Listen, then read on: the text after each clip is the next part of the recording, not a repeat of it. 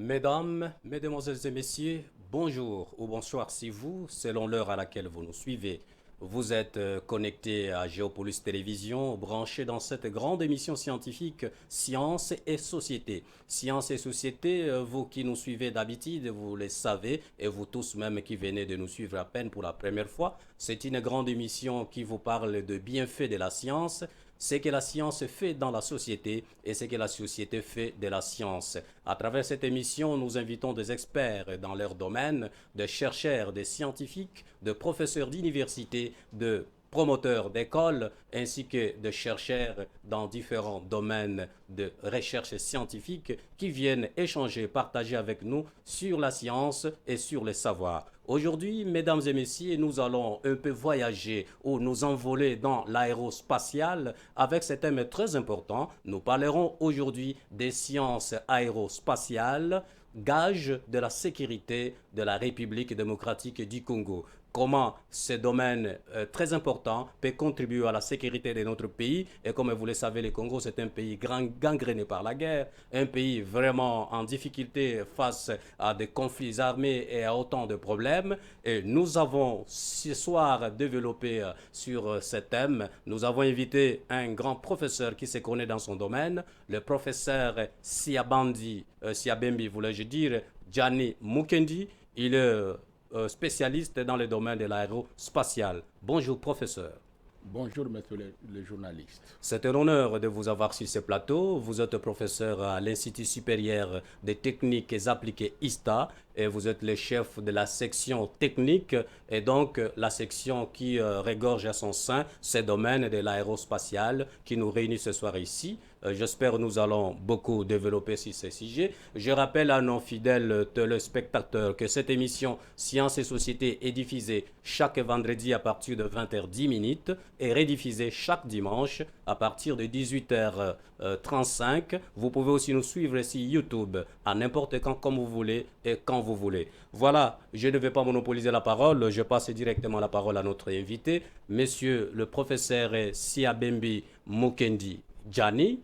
Qui êtes-vous exactement pour le public qui vous voit pour la première fois, qui ne vous a jamais entendu et qui qui n'a jamais participé à vos cours à l'ISTA? Oui, monsieur le journaliste, je suis docteur ingénieur Siabembi Mukendi Diani. Je suis professeur à l'Institut supérieur des techniques appliquées de Kinshasa, ISTA Kinshasa en sigle. Je suis du domaine de l'aérospatial parce que je suis docteur en mécanique de vol des engins aérospatiaux. Voilà mon domaine.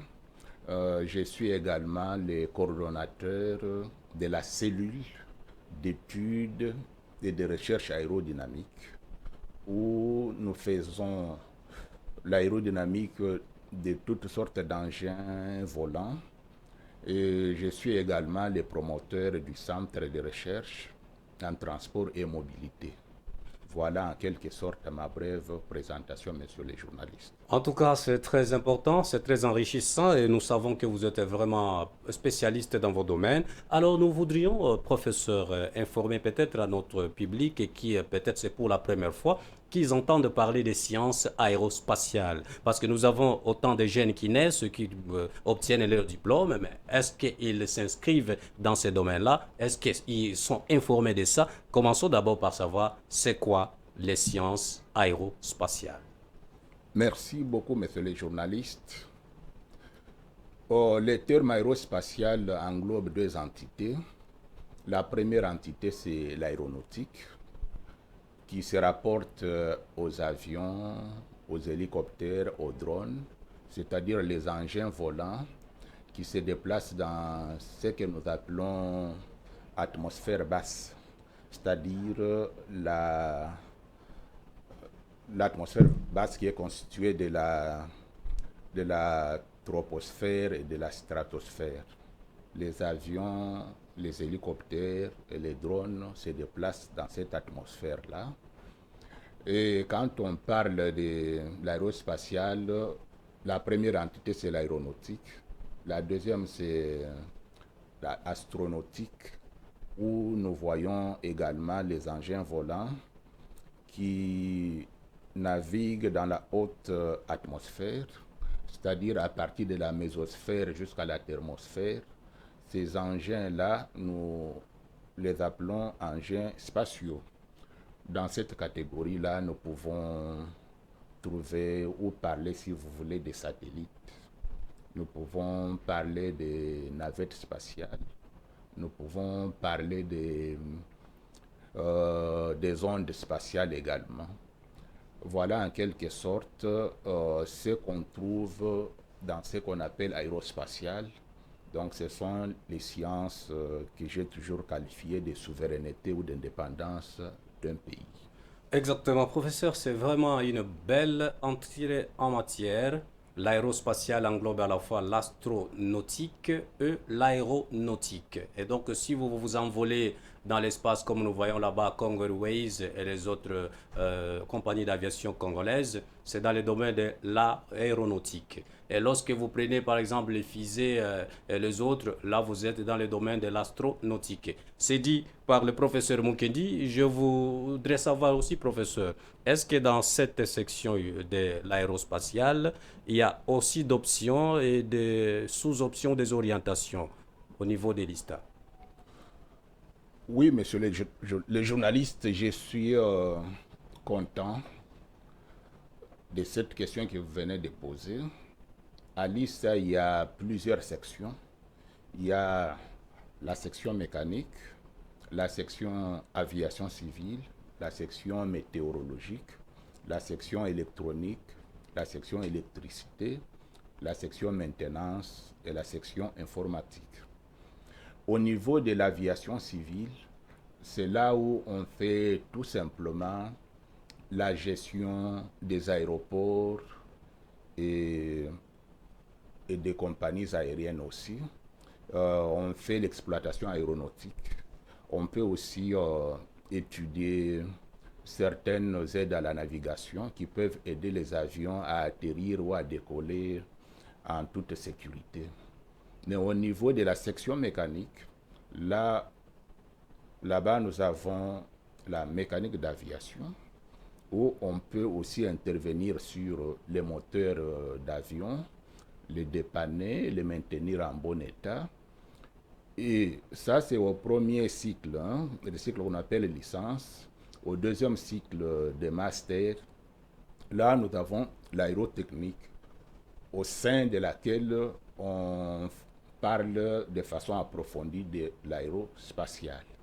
C'est là où nous allons parler des avions un tout petit peu, des hélicoptères, des drones, des fusées, des satellites et de certaines sondes spatiales. Mais c'est une filière qui n'est pas beaucoup plus connue, on va en parler avec vous. Et Dieu merci, lors de cette émission, nous allons essayer quand même d'en parler en long et en large. Nous y revenons d'ailleurs tout de suite, professeur. Vous venez d'évoquer là, de citer autant de filières, autant d'options organisées au sein de cette section. Mais comme vous venez vous-même de le dire, c'est méconnu la section là, aérospatiale, ce n'est pas vraiment vulgarisé. Est-ce que vous avez des enseignants qualifiés, des professeurs spécialistes dans leur domaine pour pouvoir encadrer les étudiants dans cette filière? Oui, messieurs les journalistes, oui, il y a peu d'encadreurs ou animateurs, mais moi-même, je suis docteur, premier docteur en aérospatial de notre pays. J'ai fait ma thèse dans ce domaine et je suis en train de promouvoir les assistants et les chefs de travaux. Dieu voulant, au mois de janvier, nous aurons deux autres professeurs qui vont nous emboîter le pas.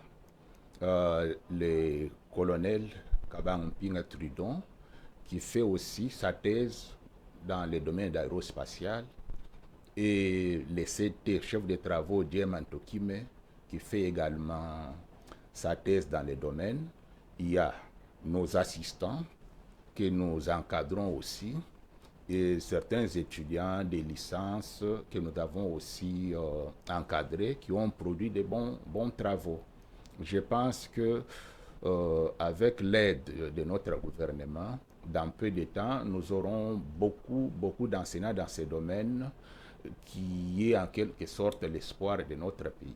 Donc, si on comprend bien, dans ce domaine, il n'y a pas encore assez de spécialistes parce que là, vous venez d'énumérer presque les gens qui sont en train de rédiger leurs thèses qu'ils doivent défendre. Bon, si vous avez encore en mémoire les noms de personnes, ceux qui montrent, ce sont déjà à compter à bout de doigts. Mais professeur, qu'est-ce qu'il faut alors faire pour vulgariser ce domaine afin d'attirer autant d'étudiants? Nous avons des centaines et des milliers de jeunes qui viennent d'obtenir et de décrocher les diplômes d'État. Mais pourquoi ils ne s'inscrivent pas dans l'aérospatiale? Notre espace est envahi par des pays étrangers. Nous sommes en guerre, il y a beaucoup de conflits. Mais si on avait des jeunes qui terminent dans ce domaine et qui doivent nécessairement utiliser cela comme un moyen de protection pour notre État, pour notre République, ça serait une bonne chose. Qu'est-ce qu'il faut réellement faire pour attirer les jeunes étudiants à s'inscrire dans ce domaine?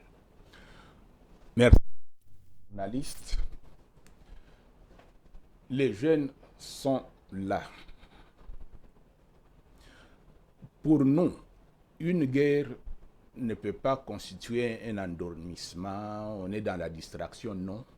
C'est une période où nous devons approfondir nos connaissances de façon à faire face à tous les aléas. Pendant la Première Guerre mondiale, l'avion que nous voyons aujourd'hui n'avait pas cette configuration. L'avion a connu beaucoup de mutations suite à la Première Guerre mondiale. Et les scientifiques s'étaient beaucoup battus de façon à améliorer le comportement de l'avion qui était devenu un engin de guerre. Et pendant les deux guerres-là, première Guerre mondiale et Deuxième Guerre mondiale, pendant les deux-là, il y a eu un ralentissement du développement aérospatial, c'est-à-dire que on a remarqué que c'est pendant la guerre qu'on fait beaucoup d'efforts pour pouvoir avancer technologiquement de façon à avoir la maîtrise de l'air afin de contrer l'ennemi à ne pas pénétrer sur son propre espace. Voilà. Professeur, est-ce que vous pensez que nos universités, en commençant d'abord par l'ISTA qui organise ce domaine, sont dotées réellement de matériel didactique efficace et suffisant pour permettre quand même aux apprenants qui viennent s'inscrire dans ce domaine de pouvoir au moins exercer, de mener des stages pratiques et professionnels? Parce que si vous faites l'aérospatial, l'aéronautique par exemple, et qu'il n'y a pas d'avion, mais l'étudiant va devenir qui? Il n'y a pas de drone, il va devenir qui? Vous faites par exemple l'astronomique, mais il n'y a pas de satellite. Mais l'étudiant va devenir qui? C'est ça aussi le problème. Je pense que c'est là que vient le problème pour lequel les gens ne s'intéressent pas à ce domaine et ils ne viennent pas s'inscrire. Oui, monsieur le journaliste, je peux vous dire que du côté aéronautique, nous avons quelques laboratoires à l'ISTA Kinshasa où nous avons quelques souffleries aérodynamiques qui nous permettent de faire des essais expérimentaux. Là, c'est pour pouvoir, de façon beaucoup plus simple, monter les maquettes des avions, voir leur mouvement, les contrôler de façon longitudinale ou latérale. Mais du côté spatial, c'est là où nous avons beaucoup plus de soucis et nous demandons à l'État congolais de s'investir dans ces domaines en octroyant aussi beaucoup de bourses à nos jeunes étudiants qui doivent aller aussi parfaire leurs connaissances ailleurs et nous doter nous-mêmes ici des grands laboratoires, des grands ateliers, de façon à ce qu'on puisse quand même au niveau interne être en mesure de contrer toute menace venant de l'extérieur. Oui, l'aérospatial, c'est très, très vaste. Mais professeur, est-ce que vous pensez le gouvernement congolais est aujourd'hui disposé à financer les recherches dans ce secteur d'aérospatial? Oui, c'est une très très très bonne question. Dans les systèmes éducatifs, nous avons trois paliers. Nous avons premièrement la recherche. Après la recherche, il y a l'enseignement. Après l'enseignement, il y a les services à rendre à la société.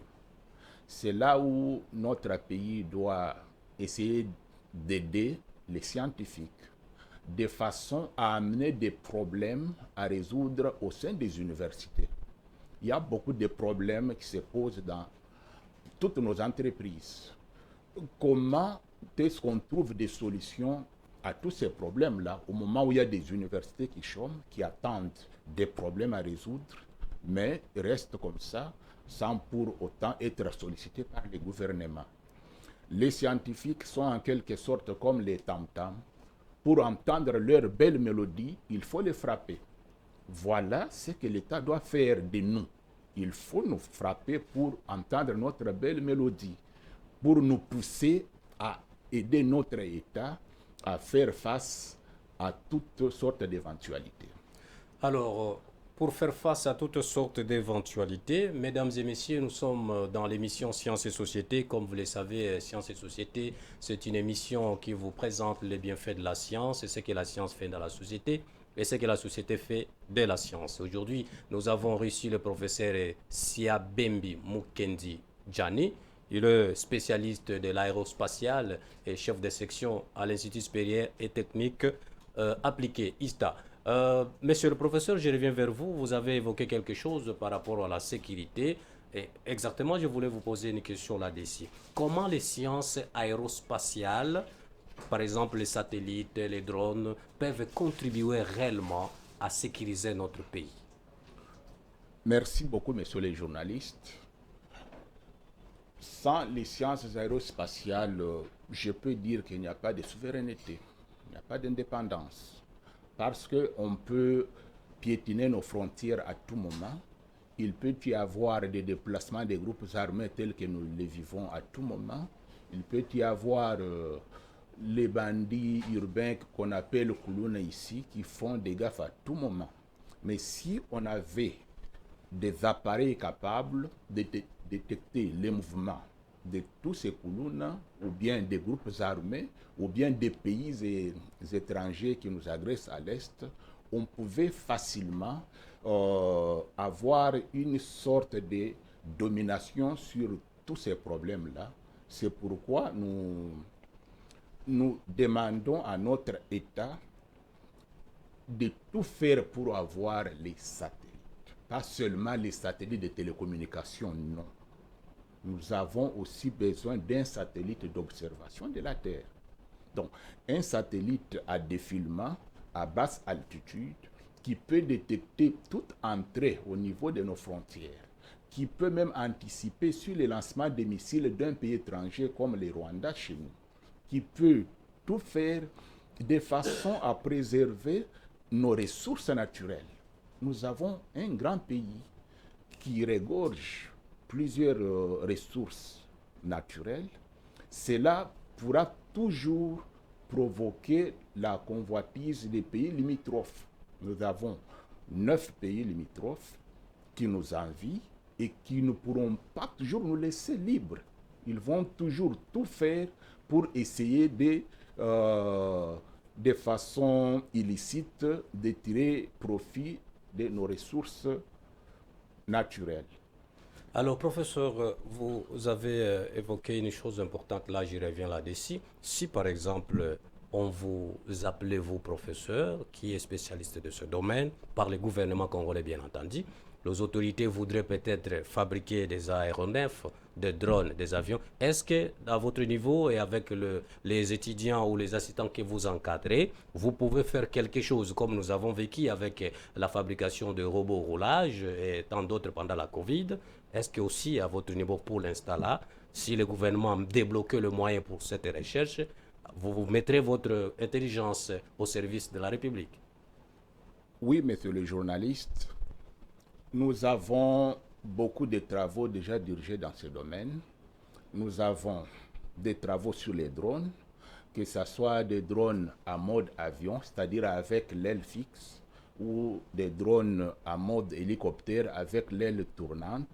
nous avons des travaux dirigés qui sont dans nos laboratoires à l'ISTA Kinshasa. Nous avons des travaux réalisés sur les satellites, sur les fusées, sur les sondes spatiales. Nous voulons que l'État congolais puisse nous approcher de façon à analyser ensemble avec nous la manière dont on peut mettre en musique tous ces produits de recherche qui sont dans nos bureaux comme des musées. Et pourtant, ça pouvait aider notre pays à faire face à toutes sortes de menaces. Nous avons l'expertise qu'il faut. Nous avons une chaire d'enseignement à l'ISTA Kinshasa qu'on appelle chaire d'enseignement aérodynamique et mécanique des vols.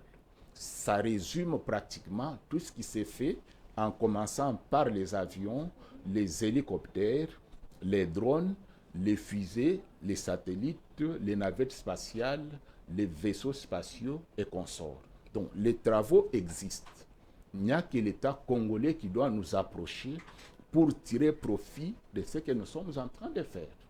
Voilà, professeur, c'est très bien dit et je suis convaincu que l'État congolais, les autorités qui nous suivent en ce moment, ils ont entendu votre appel, votre proposition. J'espère bien que le gouvernement a besoin des intellectuels, des savants comme vous dans ce domaine-là. J'y reviens par rapport à la sécurité de notre État. Professeur, comment les appareils ici de l'expertise, mais ou des recherches de l'aérospatiale, par exemple des drones, comme je l'ai encore dit, des satellites et d'autres engins, peuvent aussi contribuer à sécuriser nos frontières. Parce que vous venez là de dire, nous avons un pays passoire où les gens entrent quand bon les semble, ils sortent quand bon les semble, parce qu'il n'y a pas de sécurité. Mais est-ce que l'aérospatiale peut au moins nous aider à protéger et à surveiller nos frontières, y compris aussi les flux migratoires, parce que les gens entrent comme ils veulent et ils envahissent peut-être nos territoires, ils occupent nos terres et nos villages, parce qu'il n'y a pas de contrôle, il n'y a pas de surveillance. Hein? Et c'est à peine qu'on se rende compte de cela.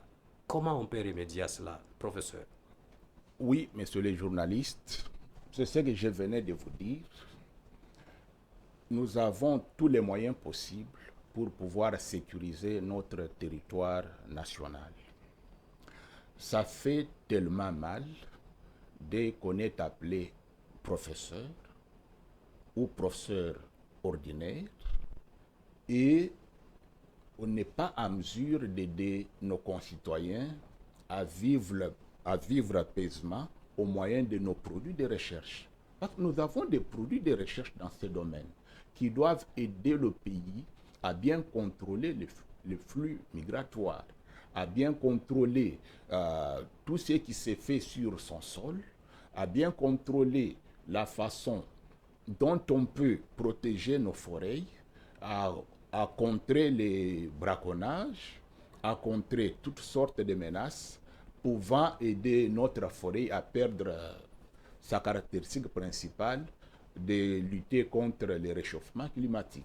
Tout ça au moyen des engins aérospatiaux, nous pouvons faire quelque chose dans le sens à donner à notre pays toutes les capacités possibles pour pouvoir donner à ses citoyens des moyens de bien vivre.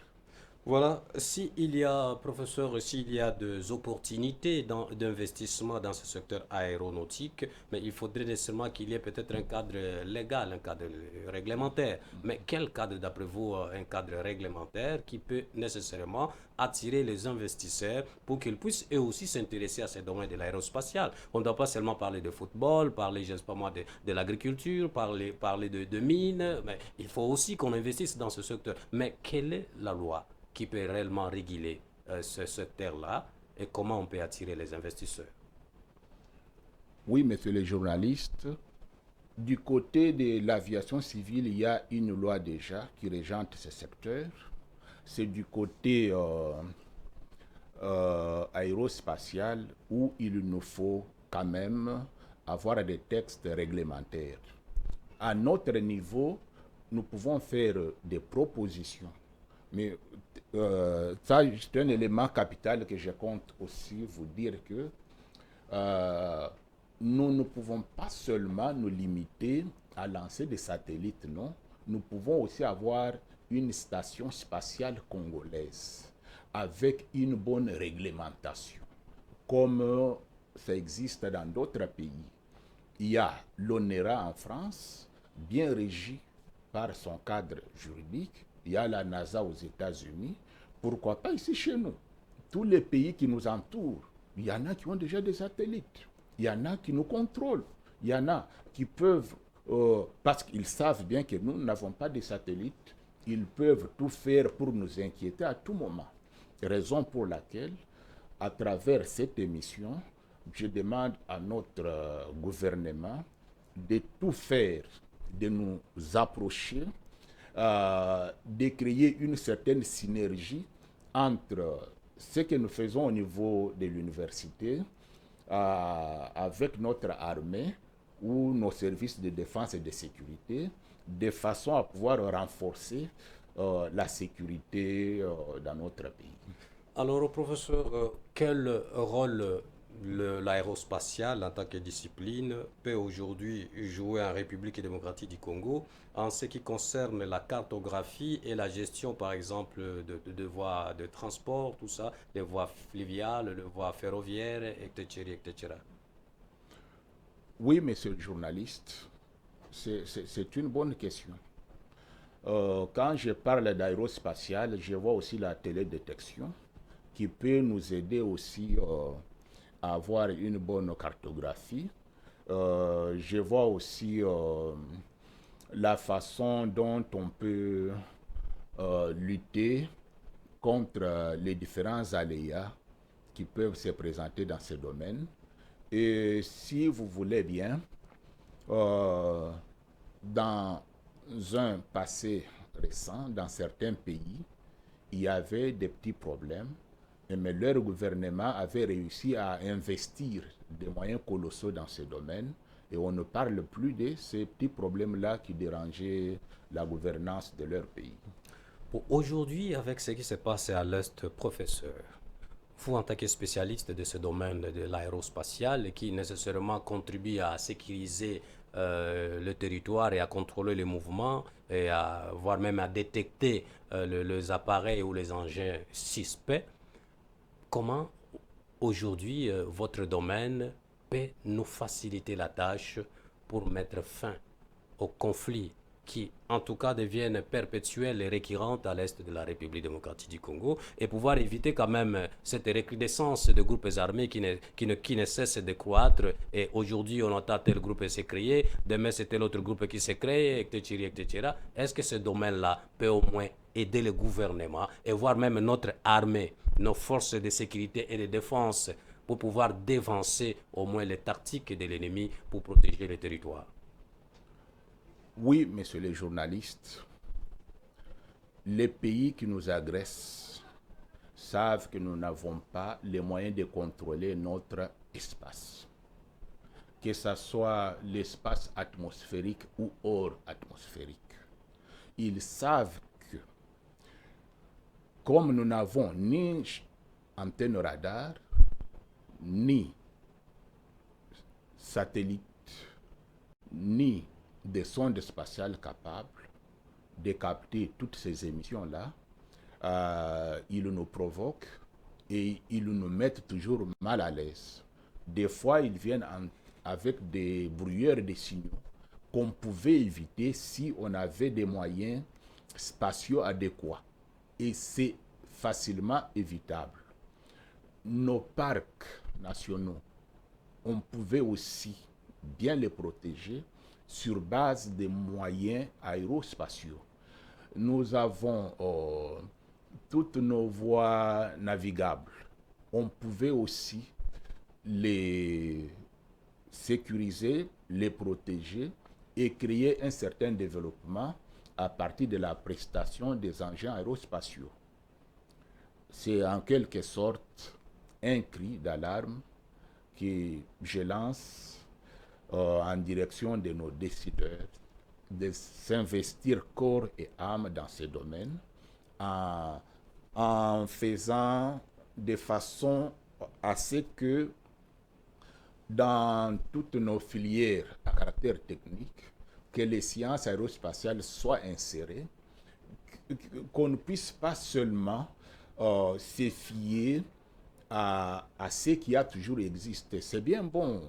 On peut avoir la mobilité terrestre et consort, mais la mobilité spatiale va de pair avec notre souveraineté nationale. Merci beaucoup, professeur. Nous sommes encore dans l'émission. Les minutes commencent à filer davantage. Mais j'aimerais, professeur, vous poser une autre question capitale. Là, on vient de parler des frontières, on vient de parler de la sécurité, de la défense. Maintenant, j'aimerais aussi qu'on puisse aborder la question liée aux catastrophes naturelles, aux ébullitions volcaniques et à tout ce qu'on vit dans ce pays, les inondations, les éboulements des terrains. Est-ce que les sciences aérospatiales, avec ses applications comme nous avons l'imagerie satellite, les GPS, ça peut permettre au moins de détecter et de dévancer les catastrophes naturelles pour sécuriser la population? Oui, monsieur le journaliste, ça peut aider le pays à lutter même contre l'incendie des brousses, à lutter contre les différents éboulements de terrain tels que vous venez de le dire, à lutter contre la déforestation, je l'avais déjà dit. Ça peut aussi aider le pays à découvrir d'autres richesses du sous-sol. Parce que les signaux satellitaires ont plusieurs fonctions. Ça dépend de ce qu'on veut faire de tel ou de tel type de signaux à utiliser. Donc, on peut découvrir de nouvelles ressources naturelles.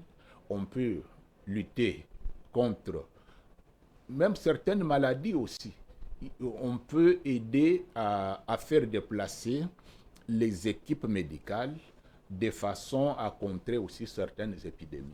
Et je voulais d'ailleurs en venir par rapport aux maladies, vous venez de l'évoquer tout de suite, professeur.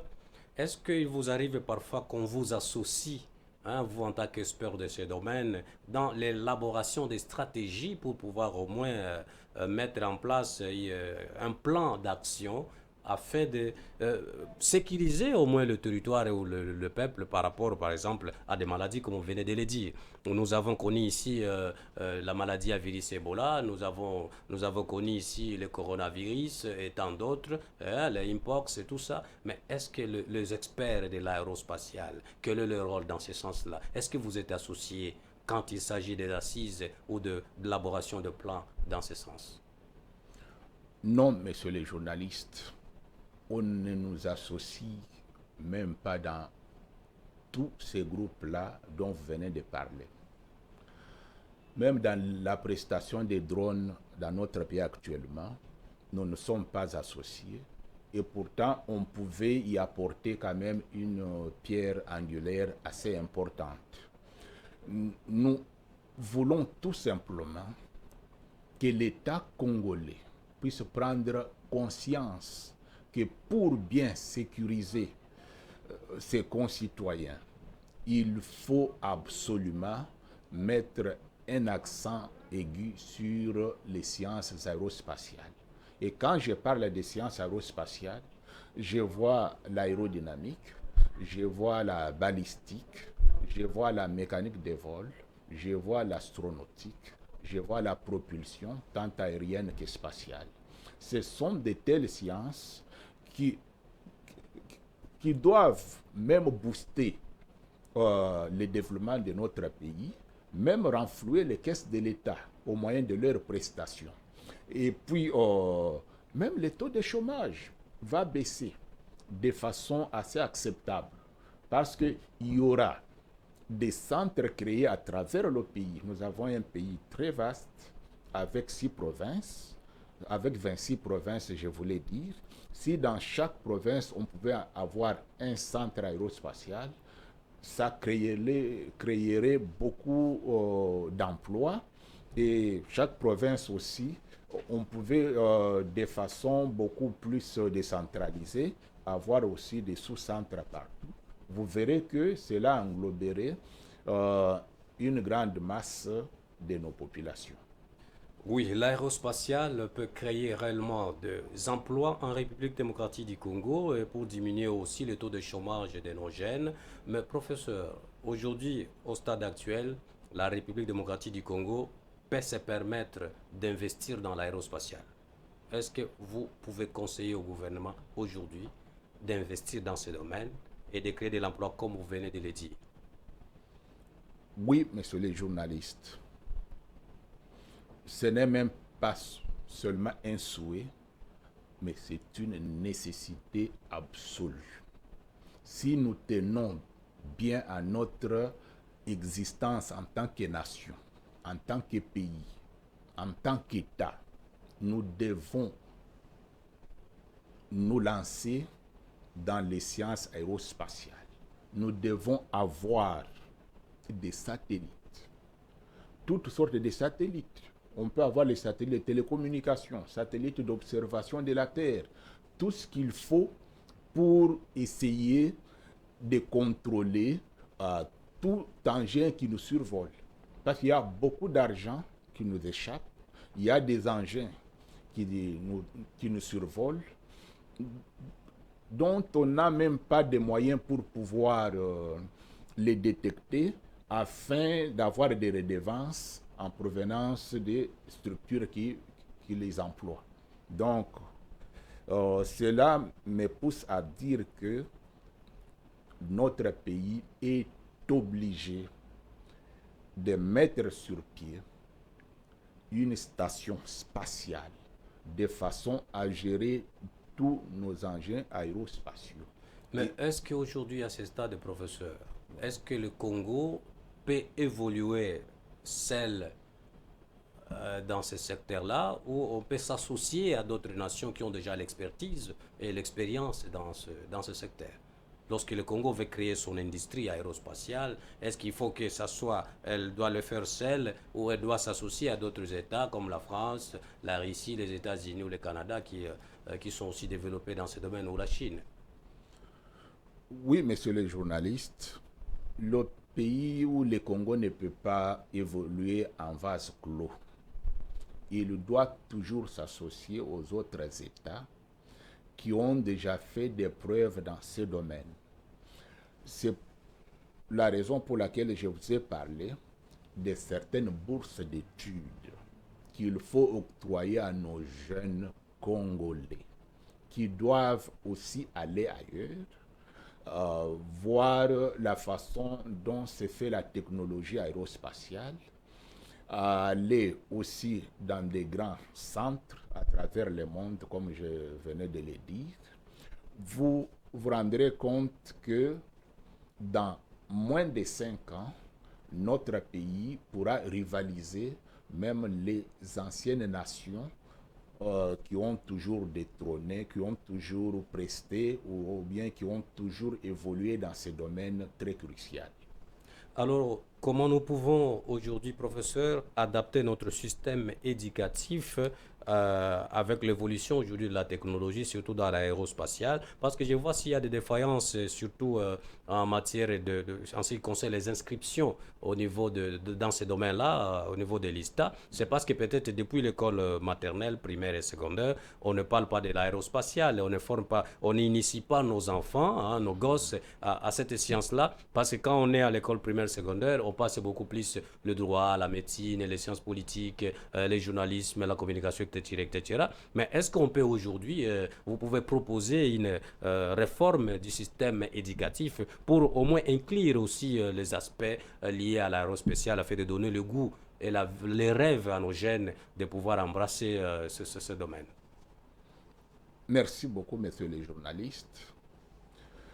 Vous avez soulevé un problème capital qui me pousse à demander à notre gouvernement d'avoir des académies de sciences aérospatiales. C'est très, très important. Nous avons une grande population chez nous, une forte démographie.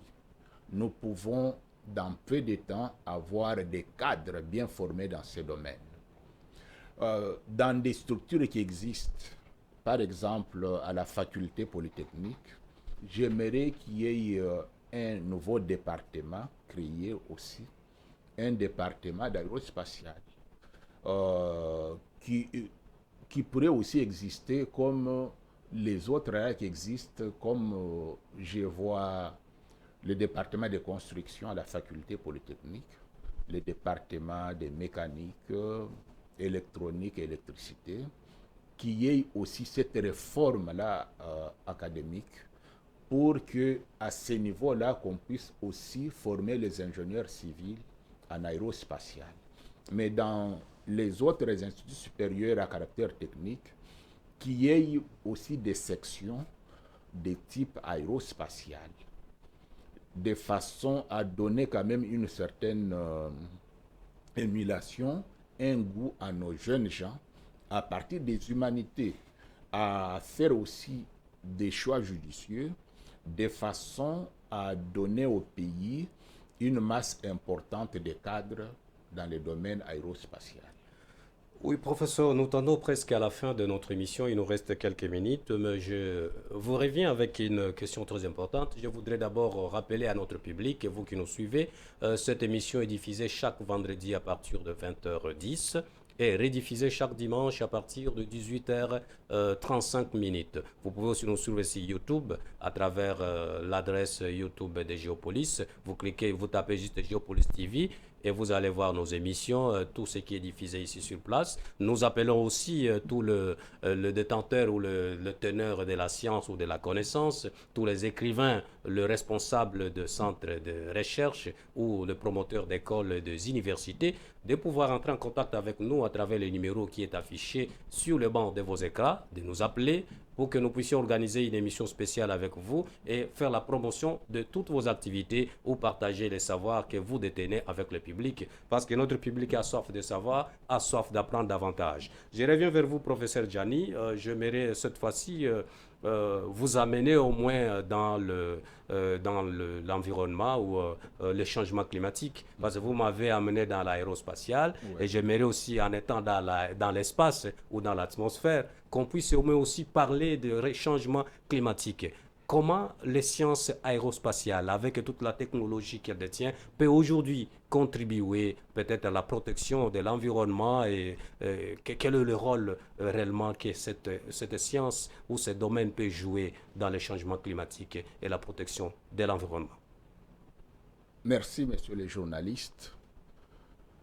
Le domaine aérospatial peut contribuer de façon significative à lutter contre les réchauffements climatiques. C'est là où nous pouvons faire recours à une de ces disciplines scientifiques que j'appelle l'aérodynamique. Nous pouvons déjà travailler sur la forme de chaque engin. Nous allons essayer de voir que le comportement de chaque engin pourra de façon significative influencer la façon de combattre les émissions à effet de serre. On peut préserver l'environnement sur base tout simplement de la forme aérodynamique qu'on peut donner à chaque engin aérospatial. J'ai écrit des livres, je vais vous les balancer même prochainement.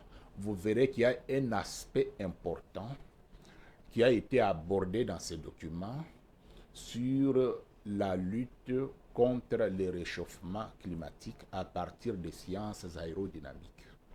Et nous avons essayé de réduire sensiblement les émissions de gaz à effet de serre. Donc, les sciences aérodynamiques, telles que vous l'avez dit, peuvent contribuer à préserver notre environnement, c'est-à-dire arriver à bien maîtriser l'écologie même de notre planète. Professeur Gianni Mukendi, en tant que compatriote et en tant que chercheur et scientifique et pédagogue, quel est l'avenir que vous peut-être vous prévoyez pour la République démocratique du Congo en ce qui concerne l'aérospatial? Qu'est-ce que vous pouvez prédire ou alors quelles sont vos prédictions dans ce secteur pour le Congo? Merci, messieurs les journalistes. Il y a quelques recommandations très importantes que je dois formuler à l'endroit de notre gouvernement. approcher les spécialistes du domaine que nous sommes, financer ces domaines, créer des centres de recherche aérospatiale à travers les 26 provinces de notre pays, donner des bourses aux jeunes gens pour qu'ils aillent apprendre aussi la technologie ailleurs et approcher les chefs d'établissement d'enseignement supérieur et universitaire de façon à marteler sur leur façon de gérer les filières aérospatiales. Voilà, monsieur le professeur, nous vous remercions. Nous sommes complètement arrivés à la fin de cette émission. Mesdames et messieurs, vous tous qui nous avez suivis, nous vous remercions pour votre particulière attention. Cette émission Sciences et Société est une émission faite pour vous, les intellectuels, les scientifiques et les compatriotes qui souhaitent savoir davantage sur le rôle de la science ou de la connaissance au sein de la société. Aujourd'hui, nous avons parlé de sciences aérospatiales et son rôle dans la sécurité de notre pays, la République démocratique du Congo. Nous avons réussi pour vous le professeur Sia Bembi Mukendi Djani. Il est chef de section de mécanique et technique à l'ISTA Kinshasa, comme vous le connaissez. Il est en même temps docteur spécialiste dans l'aérospatial qui englobe l'aéronautique et l'astronomie. Merci beaucoup pour votre particulière attention. Nous vous disons, nous allons encore nous revoir pour un prochain numéro. À la prochaine, pour la semaine prochaine. Merci. Au revoir.